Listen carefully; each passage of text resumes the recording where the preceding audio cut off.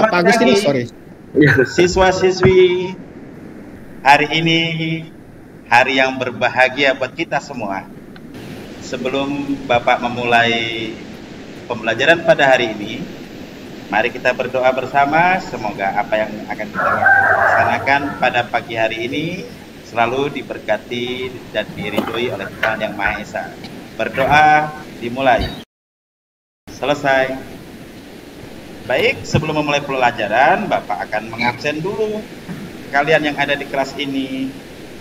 Sebelum memulai pembelajaran, Bapak ingin mengulang sedikit tentang pembelajaran kita pada pertemuan sebelumnya. Jadi Bapak ingin bertanya dulu kepada Ananda Darmawan. Bapak ingin bertanya tentang sejarah uang pada pertemuan kita sebelumnya.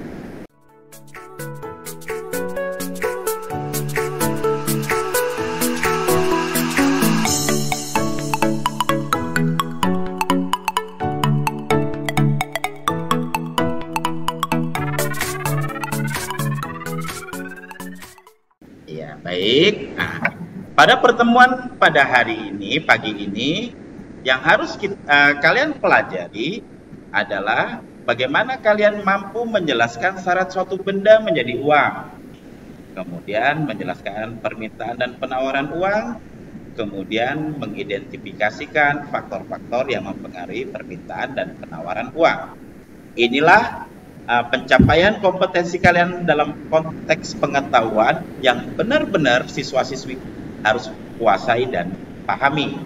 Kemudian di keterampilannya kalian mampu mempresentasikan peran bank sentral di dalam sistem pembayaran dan alat pembayaran.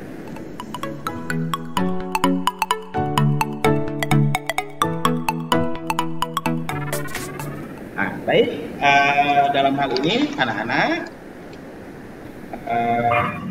Bapak ingin bertanya dulu dengan kalian, siapa yang tahu atau pernah mendengar istilah Bank Indonesia dan Bank Sentral maupun bank umum ataupun bank perkreditan? Kira-kira siapa yang sudah pernah mendengar atau mengetahui, baik itu dari berita, kalian nonton di televisi ataupun YouTube ataupun dari literasi yang lain? Kira-kira siapa? Ayo, silakan. Pernah, Pak. Kira-kira apa itu? BNI, Pak. Oh ya, BNI. Mungkin ada yang lain? BRI. Iya, pintar. Jadi BNI dan BRI. Pak. Ya, BNI dan BRI itu adalah merupakan salah satu contoh dari bank umum yang ada di lingkungan sekitar kita. Kemudian dalam hal ini, Bapak mohon kepada kalian untuk pergi ke perpustakaan, kalian ambil buku ekonomi di kelas 10 di semester 2, atau kalian bisa mencari literasi tentang pembelajaran kita pada hari ini. Kalian sudah punya gadget masing-masing, silakan cari sinyal, karena mohon maaf di sekolah kita ini keterbatasan sinyal.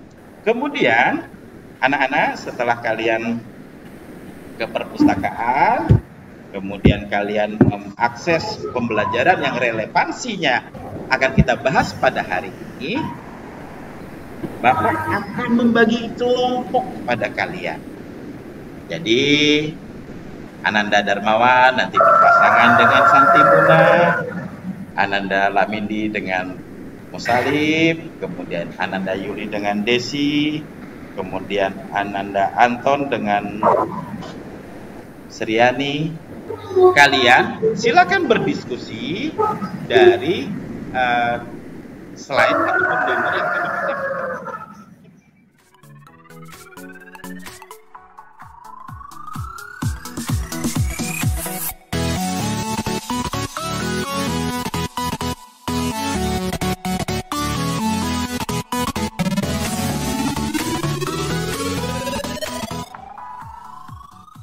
Kalian pegang uang masing-masing?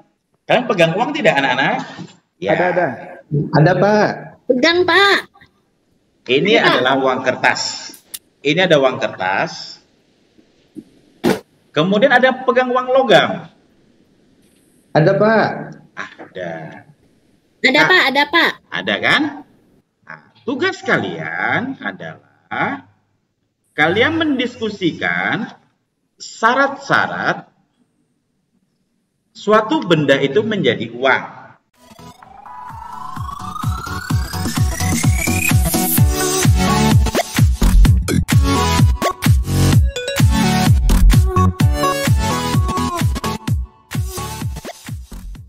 Baik anak-anak, ketika kalian tadi sudah melakukan diskusi, ada kesulitan? Ananda Sriani ada kesulitan di dalam menjawab pertanyaan itu? Silakan Ananda Sriani. Lagi diskusi Pak sama ini Pak. Ya. Sama Desi Pak. Ya. Diskusi ntar Pak. Sekiranya ada yang kesulitan, nanti bisa ditanyakan dengan Bapak. Iya Pak, tadi faktor-faktor yang mempengaruhi yang tugas kelompok tadi Pak, saya kurang ini tadi Pak. Yang mana? Yang faktor-faktor Faktor-faktor yang kelompok tadi mempengaruhi Pak. Permintaan dan penawaran uang. Jadi Ananda Anton, kamu cari kira-kira yang mempengaruhi permintaan dan penawaran uang itu apa-apa saja. Itu kamu identifikasi dulu ya. Iya. Baik Pak.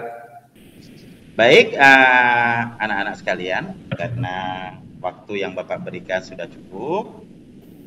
Sekarang Bapak hanya meminta perwakilan dari kelompok pertama. Apakah Ananda Lamindi atau Ananda Musalib yang mungkin akan mempresentasikan hasil diskusinya? Silakan. Salah satu saja. Silakan. Ya, terima kasih Pak. Ya, baik Pak dan teman-teman sekalian, terima kasih atas kesempatan yang diberikan kepada kelompok kami untuk menyajikan hasil diskusi kelompok syarat-syarat suatu benda untuk dikategorikan atau dimenuhi syarat dijadikan sebagai uang. Yang pertama yaitu diterima secara umum. Ya.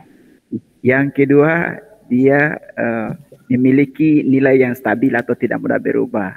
Ya.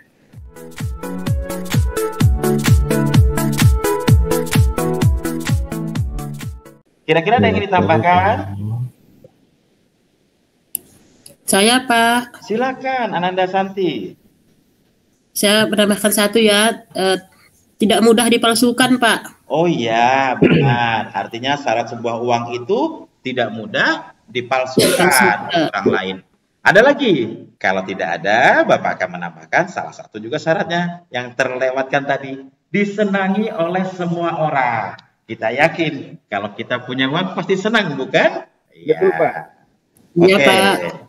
Jadi pada kesempatan ini kita mengambil sebuah refleksi ataupun sebuah kesimpulan anak-anak bahwa begini, kita sampai pada sebuah kesimpulan bahwa uang ini adalah alat pembayaran dan ada keterkaitan mengenai uang ini sebagai alat pembayaran tunai dengan lingkungan kalian masing-masing.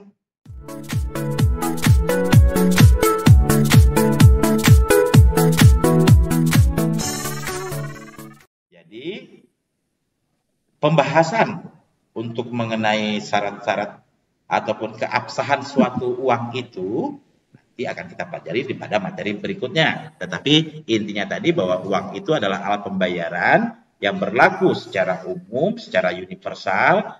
Seperti Ananda Darmawan tadi katakan mengenai perkembangan dan sejarah uang. Bapak memberikan apresiasi. Sudah sampai ke mata uang digital yang disebut dengan cryptocurrency.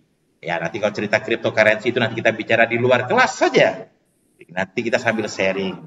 Bapak akan menyampaikan untuk pertemuan berikutnya. Kita akan mempelajari mengenai bagaimana melihat keabsahan sebuah uang rupiah itu. Baik, sebelum kita mengakhiri pembelajaran kita pada pagi hari ini, kita akan menutupnya dengan doa. Semoga apa yang kita pelajari pada hari ini, pada pagi hari ini, dapat bermanfaat. Oke, Bapak pimpin doa. Adalah kita berdoa sebelum mengakhiri pembelajaran ini. Berdoa dimulai, selesai. Terima kasih.